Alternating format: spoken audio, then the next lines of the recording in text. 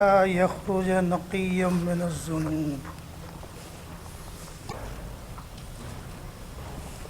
عقائد کا ایک مسئلہ، کیا نیک کام سے گناہ صغیرہ کبیرہ سب معاف ہو جاتا ہے، کیا صرف صغائر معاف ہوتے ہیں؟ یہ عقائد کا ایک مختلف فی مسئلہ ہے، سمجھ لو۔ حضرات متقدمین ان کا نظریہ ہے کہ صغائر کبائر سب معاف ہو جاتے ہیں۔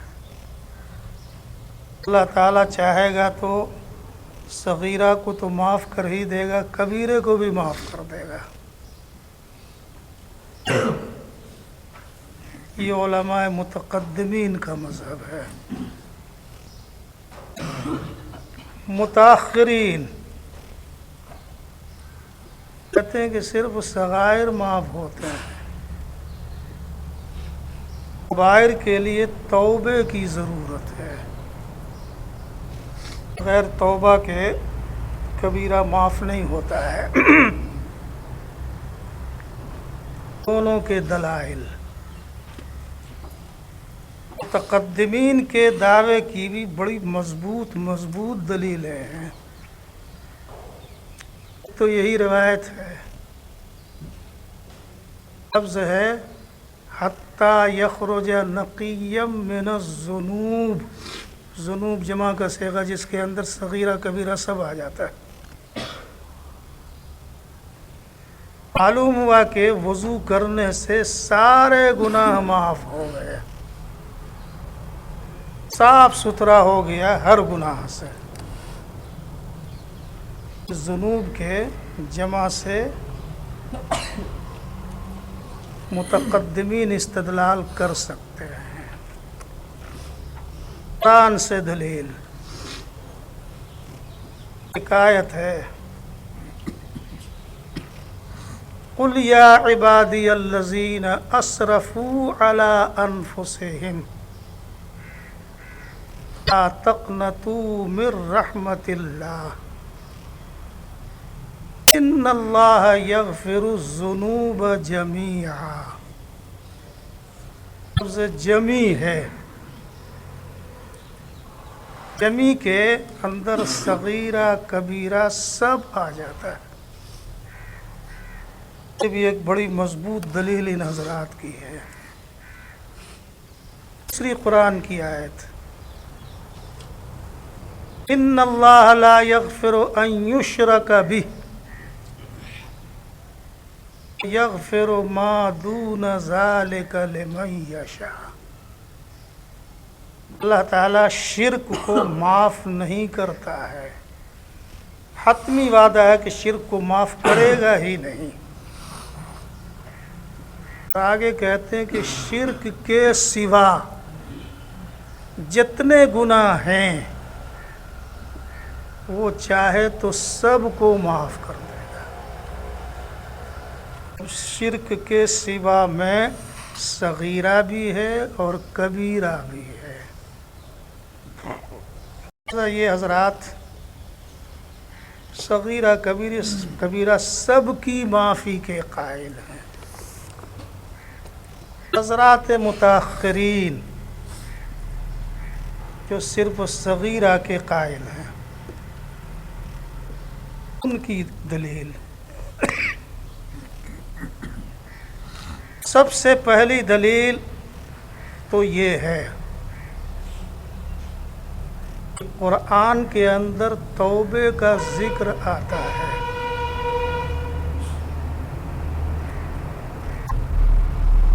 اور وہ بھی امر کے صیغے کے ساتھ، یا ایھا الذین آمنوا توبوا الی اللہ۔ توبوا امر کا صیغہ ہے، امر وجوب کے لیے آتا ہے، مطلب یہ کہ توبہ کرنا مسلمان کے لیے فرض ہے، ضروری ہے۔ اگر نیک کام سے سارے گناہ معاف ہو جائیں تو پھر توبہ کس چیز سے کی جائے گی؟ صغیرہ تو معاف ہو ہی گئے بغیر توبہ کے، اب اگر کبیرہ بھی بغیر توبہ کے معاف ہو جائے تو پھر یہ توبو امر پر عمل کہاں سے ہوگا؟ کون سے گناہ کے لیے توبہ کرنا پڑے گا؟ صغائر کا تو اتفاقی صغائر پر ہے کہ وہ نیک عمل سے معاف ہو جاتا ہے، اب کبیرے کو بھی اگر نیک عمل سے معاف کر دو تو پھر توبہ؟ متاخرین کہتے ہیں کہ کبیرہ گناہ بغیر توبہ کے معاف نہیں ہونے کا۔ یہ تو ایک دلیل قرآن سے متاخرین کی ہے۔ دوسری دلیل قرآن سے، ان تجتنبوا کبائر ما تنہون عنہ کفر عنکم سیئاتکم، مطلب یہ ہے کہ اگر تم کبیرہ سے بچتے رہو تو ہم صغیرہ گناہ تمہارے معاف کرتے رہیں گے۔ نکفر عنکم سیئاتکم، ان شرط سے معلوم ہوا کہ کبیرہ معاف نہیں کریں گے، کبیرہ نہ کرو تو صغیرہ ہم معاف کر دیں گے۔ اس سے بھی بظاہر یہی سمجھ میں آتا ہے کہ کبیرہ معاف نہیں ہوتا ہے، نیک کام سے صرف صغائر معاف ہوتے ہیں۔ یہ قرآن کی دو آیتیں ہو گئی۔ احادیث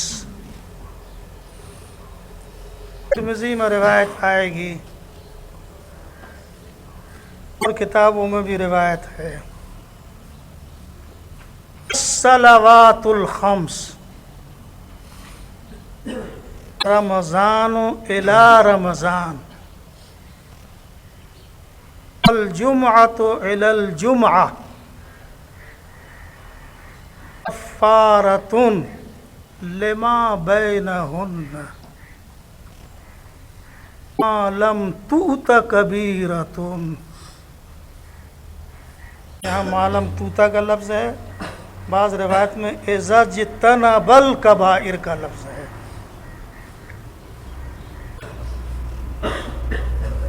معلوم ہوا کہ پنجگانہ نماز ایک رمضان سے دوسرے رمضان تک، ایک جمعہ سے دوسرے جمعہ تک گناہوں کا کفارہ ہیں، درمیانی گناہوں کا کفارہ ہیں، جبکہ کبیرے کا ارتکاب نہ کیا جائے۔ معلوم ہے کہ یہ نماز، رمضان، جمعہ، درمیانی گناہوں کا کفارہ صرف صغیرے کا ہوگا، کبیرے کا نہیں ہوگا۔ ما لم تؤت کبیرۃ،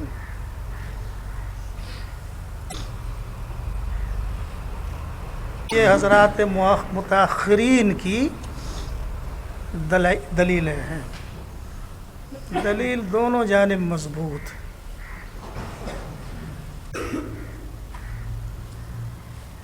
علامہ کشمیری رحمۃ اللہ علیہ کی دلیل، یہ بات یاد رکھنا کہ ہمارے علماء دیوبند کی بھی بڑی سنہری خدمت ہے حدیث کے بارے میں۔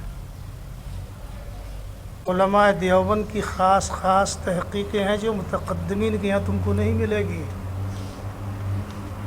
ہم جستہ جستہ اپنے اکابر کے تحقیقات کو نقل کرتے رہیں گے۔ بڑی نفیس، بڑی عمدہ تحقیق علماء دیوبند کی بھی ہوتی ہے۔ علامہ کشمیری رحمۃ اللہ علیہ، علامہ انور شاہ کشمیری، انہوں نے ایک بڑی عجیب بات لکھی ہے، یاد رکھنے کے لائق۔ شروع میں اسی لیے ہم بولتے جا رہے ہیں کہ اس کو یاد رکھو تو ہر جگہ کام آنے والی چیز ہے، راستہ بن جاتا تو پھر چلنا آسان ہو جاتا ہے۔ اور اگر راستہ بنانے کے بعد بھی نہ چلے تو اس سے زیادہ بد نصیب کون ہوگا کہ چل بھی نہیں سکتا۔ صاحب فرماتے ہیں کسی بھی مسئلے کا فیصلہ کرنے کے لیے آنکھ بند کر کے فیصلہ نہیں کرنا چاہیے، بلکہ لفظ پر غور کریں، اس لفظ کے بارے میں لغت سے مدد لیں کہ بھائی اس لفظ کا لغت میں کیا معنی آتا ہے۔ اگر لغوی معنی معلوم ہو جائے تو استدلال کے اندر بڑی مدد ملے گی۔ استدلال کے اندر لغت سے انسان کو نظر انداز نہیں ہونا چاہیے، لغت پر پہلے نظر رکھنا چاہیے، کیونکہ شریعت نے ہر معنی شرعی میں لغت کا لحاظ رکھا ہے۔ صلاۃ کے معنی لغت میں دعا کے ہیں، تو نماز جو ارکان مخصوصہ اس کے اندر بھی دعا کے معنی ملحوظ ہے۔ یہی حال زکوٰۃ کا ہے، یہی حال صوم کا ہے، یہی حال حج وغیرہ کا ہے۔ ہر وقت میں لغت کو پیش نظر رکھنا چاہیے۔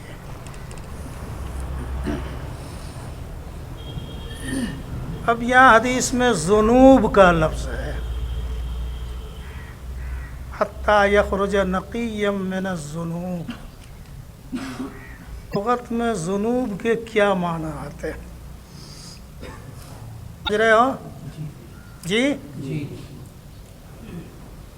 گناہ کے لیے عربی میں قرآن و حدیث میں 4 الفاظ ہیں، اور ان 4 الفاظ کے اندر فرق مراتب ہے۔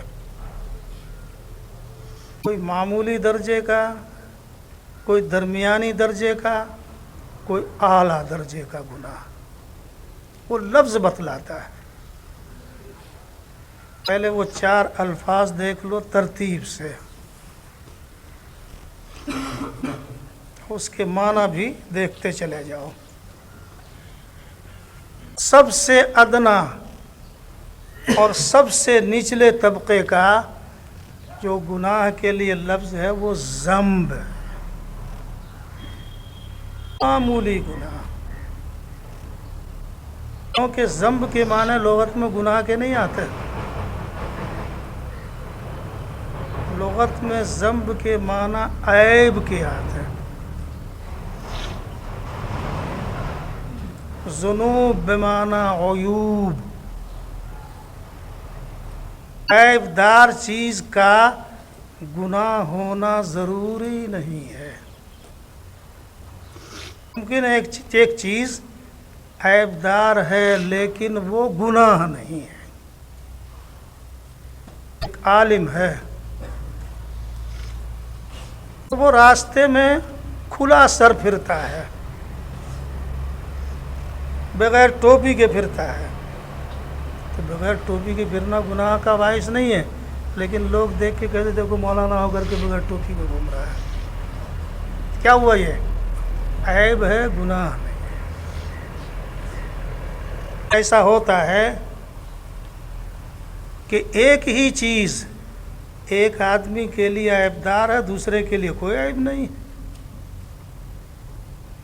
یہی معمولی آدمی ٹوپی کھول کے گھومتا رہتا، کوئی بھی نہیں ٹوکتا اس کو، کہتا ارے میاں یہ تو ایسے غیرے ہیں۔ لیکن کوئی بڑا آدمی اگر گھومنے لگا تو سب کی نگاہیں اٹھنے لگی، دیکھو اتنا بڑا آدمی ہے بغیر ٹوپی کے گھوم رہا ہے۔ یہ کہلاتا ہے ذنب، جس کا ترجمہ کیا میں نے کیا؟ عیب سے کیا۔ اس کے لیے گناہ ہونا بھی ضروری نہیں۔ دوسرا نمبر خطیہ ہے۔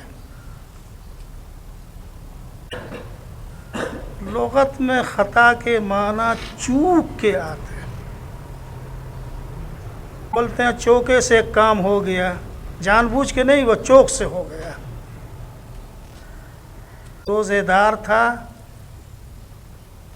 وضو کر رہا تھا، منہ میں پانی ڈالا چوک سے، حلق کے نیچے پانی اتر گیا، ارادہ نہیں اتارنے کا، نادانستہ اتر گیا۔ کو کہتے ہیں خطا، چوک. اس کی ضد ہے ثواب. ترجمہ ہم کرنا چاہیں تو کریں گے خطا نادرست اور ثواب درست. درست کام کو ثواب کا، تو لغت میں درست کے معنی آتے ہیں. یہ ذرا ذنب سے اونچے درجے کی چیز ہے خطا. چاہے پکڑ نہ ہو لیکن اس کا جرم ذرا ذنب سے زیادہ ہوتا ہے. وہ چوک سے پانی اتر گیا، ارادہ تو نہیں لیکن روزہ تو ٹوٹ گیا، قضا اس کی کرنی پڑے گی، کفارہ نہیں آئے گا. خطان قتل کر دیا، نیت نہیں ہے لیکن دیت دینی پڑے گی. تیسرا لفظ سیئہ کا لفظ، سیئہ اس کی ضد آتی ہے حسنہ. یہ خطیہ سے اوپر کی چیز ہے، اس کا جرم خطیہ سے زیادہ ہوتا ہے. اور بالکل آخری لفظ ہے معصیت، سب سے اوپر درجے کا گناہ وہ ہے معصیت، جس کی ضد کیا آتی ہے؟ طاعت.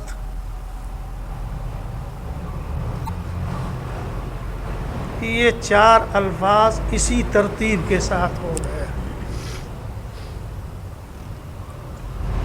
ذنب، دوسرا لفظ خطیہ، تیسرا لفظ، چوتھا لفظ.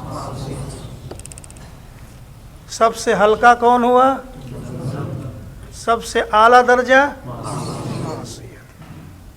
اب ذرا دیکھو یہاں لفظ کیا ہے، ذم کا لفظ ہے، ادنا درجے کا لفظ ہے یا اعلیٰ درجے کا لفظ ہے؟ اچھا ایک اور چیز ذرا دیکھو،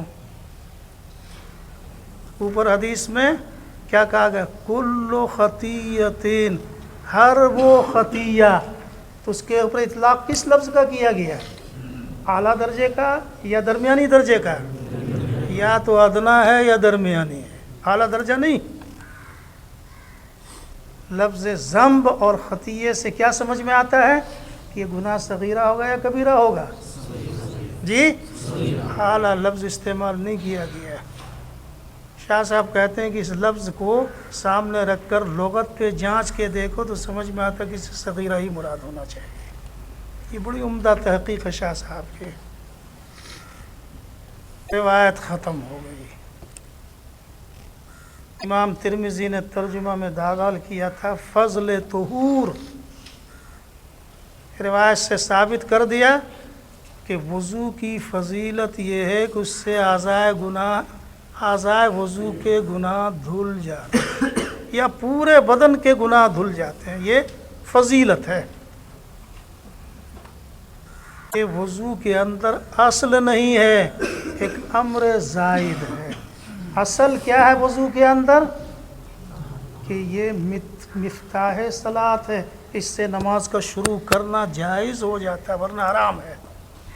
تو اصل حکم کیا ہے کہ یہ مفتاح صلاۃ ہے. اور امر زائد کیا ہے؟ کسی کے ذیل کے اندر گناہ بھی دھل جاتا ہے. یہ امر زائد اصل نہیں، اس لیے امام ترمذی نے اس کو لفظ فضل سے تعبیر کیا. روایت سے ترجمہ پورے طور پر ثابت ہو گیا. اب ذرا کان کھڑے کر لو، ترمذی کی مشہور معروف بحث. میں نے پہلے کہا کہ یہ بڑی ٹیڑھی کتاب ہے، اور اس لیے نہیں کہا کہ تم کو ڈرانا، مقصد ذرا تیار ہو گیا ہو. آدمی جب بڑے پہلوان سے ٹکرانے جاتا تو ذرا خوب تیاری کر کے جاتا ہے. نہ جاؤ تو تم جانو، میرا کام تو وما علینا الا البلاغ، نفع نقصان کے تو مالک تم ہو. اگر یاد رکھو بغیر محنت کے یہ کتاب حل ہوگی نہیں، آگے چلے گی نہیں. روایت ختم ہونے کے بعد روایت پر حکم بیان کرتے ہیں، ھذا قال ابو عیسیٰ ھذا حدیث حسن صحیح، اعلیٰ درجے کی روایت، حسن بھی ہے صحیح بھی ہے۔ یہ حسن صحیح کس کی قسم ہے؟ حسن صحیح کس کی قسم ہوئی؟ ڈنڈا لگا میں، کس کی قسم ہے؟ حسن صحیح کا مقسم کون ہے؟ کیا لکھوایا تھا؟ کوڑے کواڑ لکھوایا تھا کہ خبر واحد کی یہ ساری قسمیں ہیں، متواتر، آحاد کی مختلف اعتبار سے یہ قسمیں ہیں، راویوں کے صفات کے اعتبار سے یہ حسن ہے، صحیح ہے، یہ ہے، وہ کس لیے لکھوایا تھا؟ تو معلوم ہوتا ہے کہ کچھ پڑھ کے نہیں آیا، ایسے اٹھ کے چلا آیا۔ اب بتانے پر بھی یاد نہ رکھے تو اس کا کیا علاج میرے پاس ہے؟ کہ حسن صحیح کس کی قسم ہے؟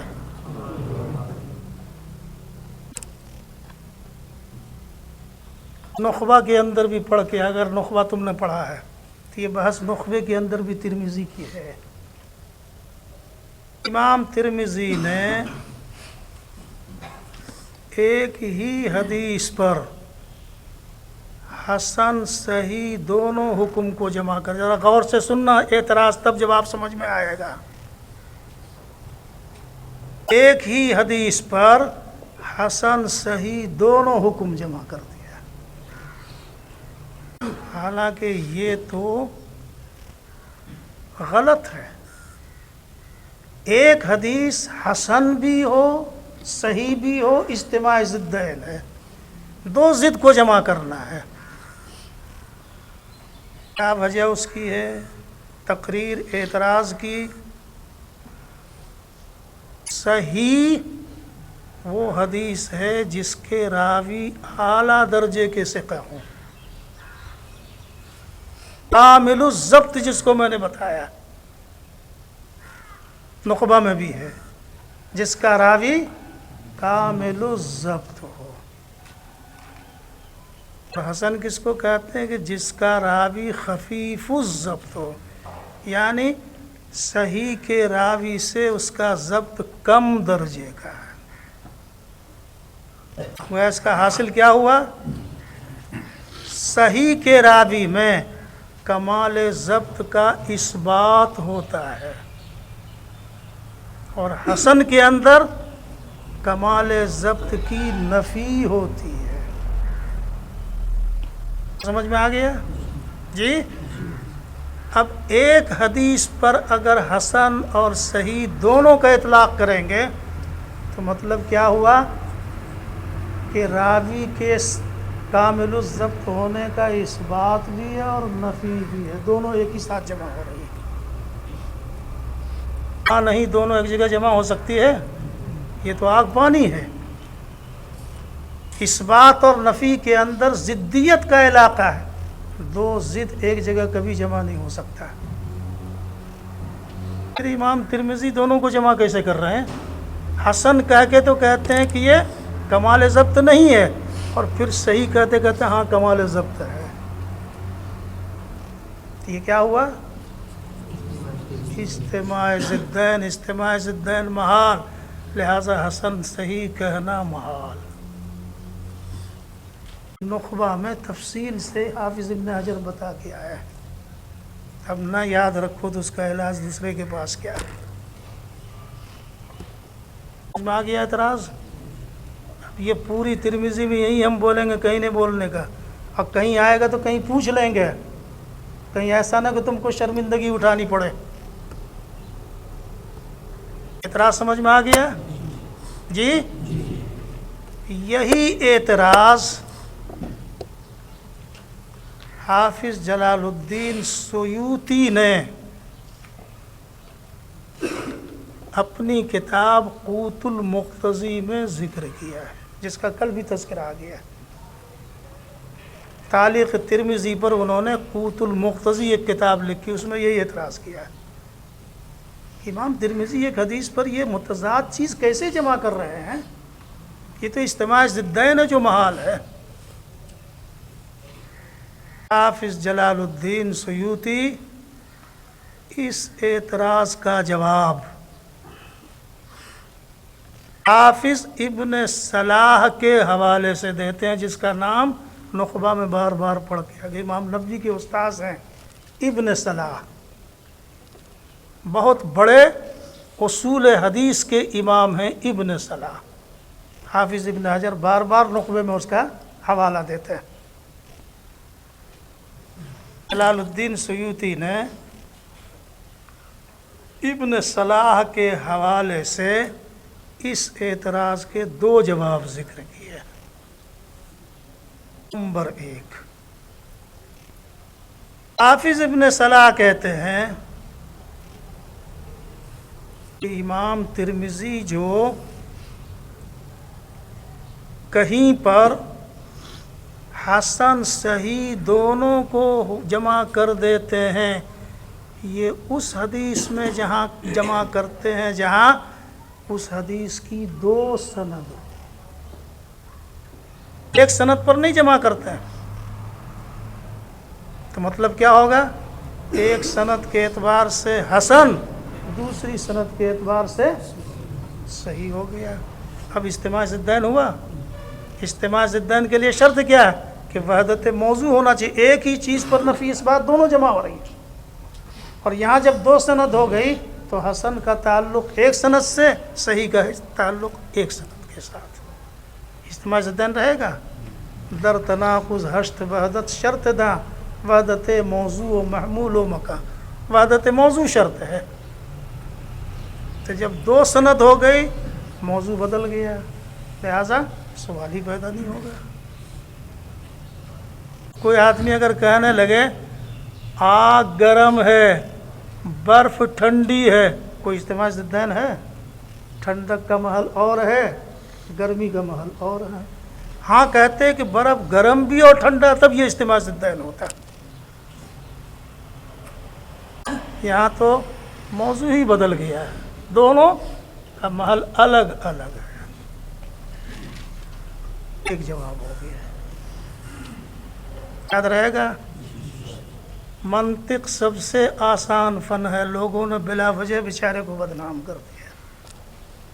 اب یہی منطق اجتماع ضدین، یہ تو حسی بات ہے۔ سب عقلی بات وہ کہتے ہیں، اگر انسان کی عقل میں بھی نہ ہے تو وہ تو پاگل ہے۔ بس یہی ہے کہ ذرا اس کو انہوں نے اصطلاح کے شکنجے میں لایا تو وہی مشکل بن گیا، ورنہ منطق تو جاہل بھی بولتا ہے، عالم بھی بولتا ہے، سب بولتا ہے۔ یہ ایک جواب ہو گیا۔ دوسرا جواب کن کا جواب چل رہا ہے؟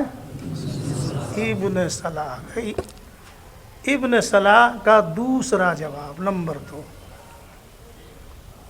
کا جواب یہ دیتے ہیں، جہاں امام ترمذی کسی حدیث پر صحیح حسن دونوں کو جمع کرتے ہیں، وہاں حسن کے اصطلاحی معنی مراد نہیں ہوتے، بلکہ وہاں حسن کے لغوی معنی مراد ہوتے ہیں۔ صحیح کے اصطلاحی معنی اور حسن کے لغوی معنی۔ لغت میں حسن کے کیا معنی آتے ہیں؟ عمدہ، اچھا، جو چیز کے اچھی اس کو کیا کہتے ہیں؟ حسن۔ جب حسن کے لغوی معنی ہو گئے تو اب مطلب کیا ہوگا کہ یہ حدیث صحیح ہے، اور صحیح حدیث تو اچھی ہوتی ہی ہے، عمدہ ہوتی ہی۔ یہ ترجمہ جی کون سے معنی ہو گئے؟ ایک اصطلاحی اور ایک لغوی۔ جب جہت بدل گئی تو اجتماع ضدین کہاں سے ہوا؟ جہت بدلے گی تو کیا کہیں گے؟ وہ اجتماع ضدین رہے گا۔ اگر کوئی کہے کہ یہ چھت نیچے کے اعتبار سے اوپر ہے اور اوپر کے اعتبار سے نیچے، تو کوئی اجتماع ضدین رہا؟ جی، ایک جہت سے اوپر ایک جہت سے نیچے۔ لغت کے اعتبار سے حسن اور اصطلاح کے اعتبار سے صحیح۔ جب جہت بدل گئی تب کوئی سوال ہی پیدا نہیں ہوتا ہے اجتماع ضدین کا۔ جواب دوسرا ابن صلاح کا ہے۔ معلوم کیا ہوا کہ اجتماع ضدین کب ہوتا؟ جبکہ دونوں کے معنی کیا لیتے؟ اصطلاحی لیتے۔ یہاں تو ایک کے معنی اصطلاحی، ایک کے معنی لغوی۔ یہ دو جواب حافظ جلال الدین نے ابن صلاح کے حوالے سے نقل کیا۔ اس جواب پر بہت بڑے شافعی علامہ تقی الدین ابن دقیق العید نے زبردست اعتراض کر دیا۔ ابن صلاح کے یہ جواب دونوں کا دونوں غلط۔ ان کے اعتراض کو سمجھو پہلے۔ کیا اعتراض کر رہے ہیں ابن صلاح کے جواب پر؟ اعلیٰ اعتراض پہلے جواب پر۔ ابن صلاح کا یہ کہنا کہ حسن صحیح دونوں کو کب جمع کرتے ہیں؟ جب حدیث کی دو سند ہو۔ کہتی ہے امام ترمذی کی تصریح کے بالکل خلاف بول رہے ہیں۔ یہ جواب ابن صلاح کا توجیہ القائل بما لا یرزان القائل کے قبیل سے، امام ترمذی کے بالکل خلاف یہ جواب دے رہے ہیں۔ کیوں؟ کہتے ہیں کہ امام ترمذی نے بہت سے مقامات پر ایک ہی سند کی حدیث پر صحیح حسن دونوں کا حکم جمع کرتے ہیں۔ کیا کہتے ہیں؟ قال ابو عیسیٰ ھذا حدیث حسن صحیح لا نعرفه الا من ھذا الوجہ۔ تصریح کر دیتے ہیں کہ اس حدیث کی سند مجھے ایک ہی طرح سے ملی ہے، لا نعرفه الا من ھذا الوجہ۔ لوگ جب خود یہ کہہ رہے ہیں کہ ایک ہی سند سے ہم کو ملی ہے اور پھر حسن صحیح دونوں کا اطلاق کر رہے ہیں، ابن صلاح کا یہ جواب دینا صحیح ہوا؟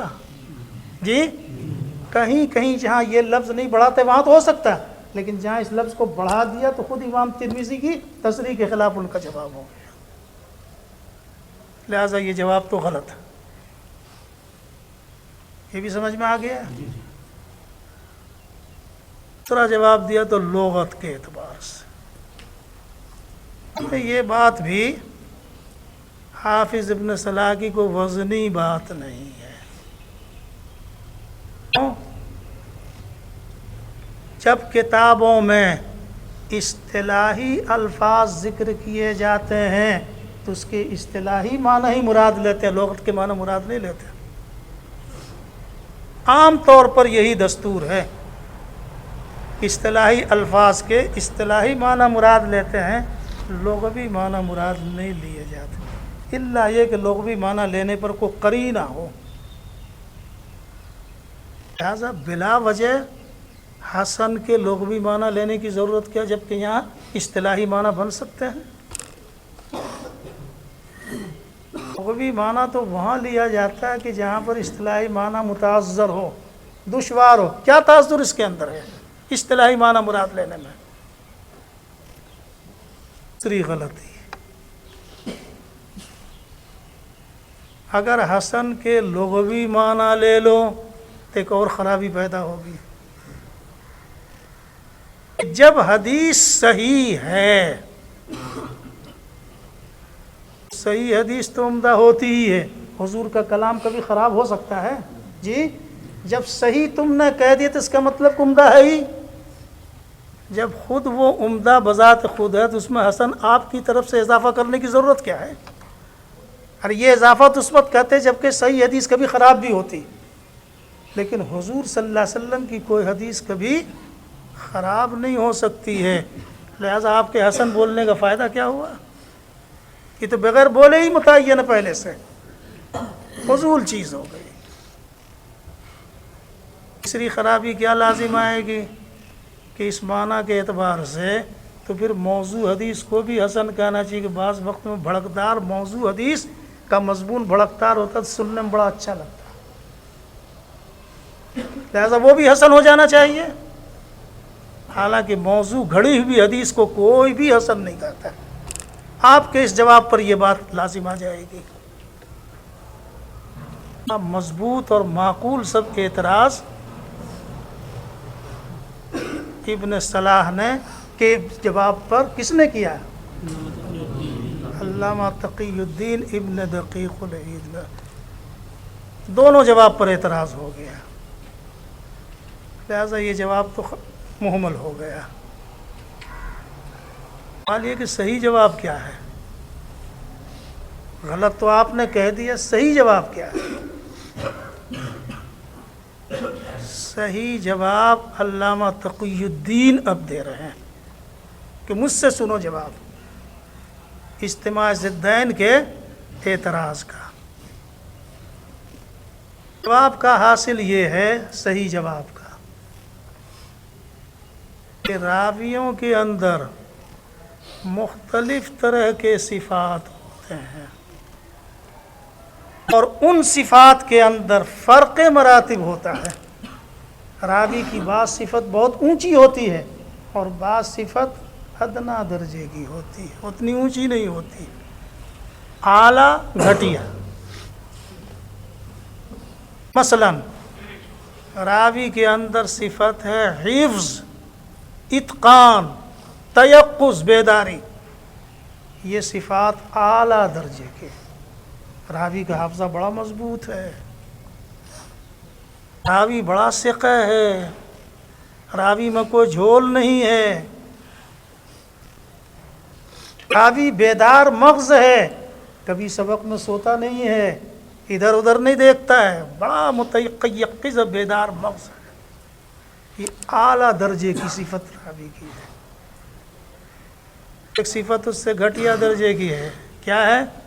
وہ سچا ہے، متہم بالکذب نہیں ہے، یہ بھی صفت ہے، لیکن پہلے صفات سے کم درجے کی صفت۔ بات سمجھ میں آ گئی؟ راوی میں مختلف صفات ہوتے ہیں اور ان صفات کے اندر فرق مراتب ہوتے ہیں۔ اگر اتنی بات سمجھ میں آ گئی، اب جواب سنو ابن دقیق العید کا۔ کہتے ہیں کہ ایسا تو ہو سکتا ہے کہ جس حدیث کے اوپر امام ترمذی حسن صحیح دونوں حکم لگاتے ہیں، ممکن ہے کہ اس کے راوی میں اعلیٰ صفت بھی ہو اور ادنا صفت بھی ہو۔ اتقان، تیقظ، حفظ، یہ اعلیٰ صفت بھی ہے اور ساتھ ساتھ اس کے صدق بھی ہے، عدم تہمت بالکذب بھی ہے، دونوں طرح کی صفات اس کے اندر پائے جاتے ہیں۔ لہذا ہم کہہ سکتے ہیں کہ اعلیٰ صفت کے اعتبار سے ان کی حدیث پر کیا حکم لگائیں گے؟ جی، صحیح ہونے کا، اور ادنا صفت ہونے کے اعتبار سے کیا حکم لگائیں گے؟ حسن ہونے کا۔ ہو گیا اجتماع ضدین ختم؟ کیا کہیں گے؟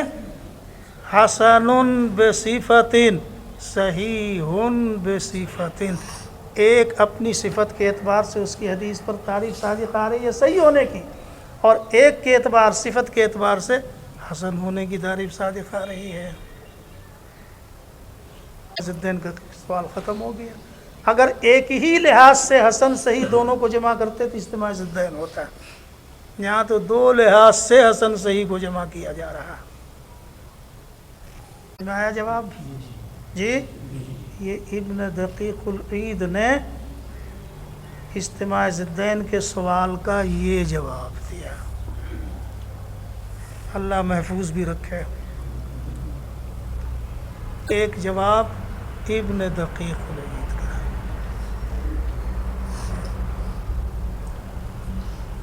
حافظ ابن کثیر نے اس کا دوسرا جواب دیا ہے۔ حافظ ابن کثیر یہ جواب نہیں دیتا۔ اجتماع ضدین سے بچنے کا جواب حافظ ابن کثیر یہ دیتے ہیں، حدیث کی 3 قسم ہے۔ اب جواب چل رہا ہے، حدیث کی 3 قسم ہے، ایک خالص صحیح یعنی صرف صحیح ہو، اور ایک خالص حسن، قسم ہو گئی۔ تیسری قسم درمیانی ہے، جس میں کچھ خوبو صحیح کی ہو، کچھ خوبو حسن کی ہو، دونوں اس کے اندر خوبو ملی ہوئی ہو، بعض لحاظ سے وہ حسن ہے اور بعض لحاظ سے صحیح ہے۔ محسوسات میں اس کی ایسی مثال سمجھو جیسے بعض چیز بالکل میٹھی، بعض چیز بالکل کھٹی، اور ایک چیز ہے کھٹ میٹھی، کچھ کھٹا بھی ہے اور کچھ میٹھا بھی ہے۔ یہ 3 طرح کی چیز ہے، میٹھی کھٹی کھٹ میٹھی۔ ویسے سمجھو کہ حدیث میں ایک تو خالص صحیح، ایک خالص حسن، اور ایک جس میں دونوں خوبو پائی جاتی، کچھ خوبو ہے حسن کی، کچھ خوبو ہے صحیح کی۔ حافظ ابن کثیر فرماتے ہیں کہ جس حدیث پر امام ترمذی حسن صحیح کا حکم لگاتے ہیں، یہ وہی حدیث ہوتی ہے کہ جس میں دونوں خوبو ہوتی ہے، کچھ خوبو اس میں حسن کی پائی جاتی ہے اور کچھ خوبو اس میں صحیح کی۔ ایسی حدیث پر امام ترمذی دونوں حکم کو جمع کرتے ہیں۔ لہٰذا اب بھی کوئی اعتراض اجتماع ضدین کا پیدا نہیں ہوگا۔ ایک لحاظ سے اگر کہتے تو ٹھیک، یہاں تو 2 لحاظ سے کہا جا رہا ہے، حسن کے خوبو ہونے کی وجہ سے حسن اور صحیح کے خوبو ہونے کی وجہ سے صحیح کہا جا رہا ہے۔ اگر تم اس کا نتیجہ نکالنا چاہو تو یہ نتیجہ نکال سکتے ہو کہ ان 3 قسموں میں خالص صحیح، خالص حسن، جس میں دونوں خوبو ہو، ان دونوں تینوں قسموں میں اعلیٰ درجے کی کون حدیث ہے؟ وہ کھانٹی صحیح ہے، وہ اعلیٰ درجے کی حدیث ہے۔ اور سب سے ادنا درجے کی کون حدیث ہے؟ جو کھانٹی حسن ہو۔ اور درمیانی درجے کی کون حدیث ہے؟ جس میں دونوں خوبو ہو یا درمیانی درجے کی چیز۔ 3 طرح نکل گئے نا، 3 قسمیں ہو گئی۔ حافظ ابن کثیر فرماتے ہیں کہ جہاں حسن صحیح کہتے ہیں اس کا مطلب یہی ہے کہ یہ درمیانی قسم کی حدیث ہے، اعلیٰ درجے کی حدیث نہیں، یعنی خالص صحیح سے، خالص حسن سے کم درجے کی حدیث ہے، یہ بیچ دونوں کے بیچ کی حدیث ہے، صحیح سے کم، حسن سے اوپر، یہی ہو گیا درمیانی درجہ۔ حافظ ابن کثیر کا جواب حافظ ابن حجر نے بھی نقل کیا، لیکن اس پر اعتراض ہے، اور زبردست اعتراض ہے ان کے جواب پر بھی۔ ایک جواب تو علامہ ابو الفضل عراقی حافظ ابن حجر کے استاذ نے کیا۔ حافظ ابن کثیر کا یہ جواب بالکل محمل جواب ہے۔ یہ کون اعتراض کر رہے ہیں؟ علامہ عراقی حافظ ابن حجر کے استاذ اعتراض کرتے ہیں، کہتے ہیں کہ یہ ایسا جواب حافظ ابن کثیر نے دیا ہے کہ جس کا محدثین کے اندر کوئی قائل نہیں ہے۔ حدیث کی 3 قسم کے کوئی قائل نہیں ہے، صحیح، حسن اور جس میں دونوں کی خوبو ہو، اس 3 قسم کا کوئی بھی محدث قائل نہیں ہے، اصولیین میں کوئی اس کا قائل نہیں۔ لہذا حافظ ابن کثیر کا یہ کہنا یہ اجماع محدثین کے خلاف، جس کو خرق اجماع کہا جاتا ہے، اور ظاہر ہے کہ اجماع کے خلاف کرنا صحیح نہیں ہے۔ لہٰذا حافظ ابن کثیر کا یہ جواب دینا بھی صحیح نہیں. اعتراض ہو گیا. علامہ زرکشی دوسرا اعتراض کرتے ہیں حافظ ابن کثیر کے اس اعتراض پر، یہ جواب پر. علامہ زرکشی کہتے ہیں کہ حافظ ابن کثیر کے جواب کا تو خلاصہ یہ نکلا کہ امام ترمذی کی کتاب میں اعلیٰ درجے کی حدیث بہت کم ہے. کہ اعلیٰ درجے کی کون حدیث ہے؟ جس میں خالص صحیح کا حکم لگا ہے. امام ترمذی نے اپنی کتاب میں بہت کم روایت پر صرف صحیح ہونے کا حکم لگایا. کہنا پڑے گا کہ امام ترمذی کی کتاب میں صحیح روایت بہت کم ہے، حالانکہ علامہ زرکشی کہتے ہیں اور صحیح کہتے ہیں کہ امام ترمذی نے جہاں جہاں حدیث پر حسن صحیح ہونے کا حکم لگایا وہ سب صحیح ہے، ان کی روایت ہے، اعلیٰ درجے کی روایت ہے. جہاں جہاں بھی حسن صحیح کا وہ بخاری مسلم کی روایت ہے. اب بتاؤ کہ یہ بخاری مسلم کی روایت اعلیٰ درجے کی ہوگی درمیانی درجے کی ہوگی؟ اعلیٰ درجے کی. تو ادھر تو حسن صحیح اعلیٰ درجے کی روایت ہے اور حافظ ابن کثیر کیا کہتے ہیں کہ یہ درمیانی درجے کی روایت ہو گئی. یہ غلط بات ہو گئی یا نہیں جی؟ علامہ زرکشی کہتے ہیں اس لیے ان کا یہ جواب بالکل واقع کے خلاف. علامہ عراقی کا بھی اعتراض ہو گیا اور معقول اعتراض، اور علامہ زرکشی کا یہ اعتراض یہ بھی معقول اعتراض ہے.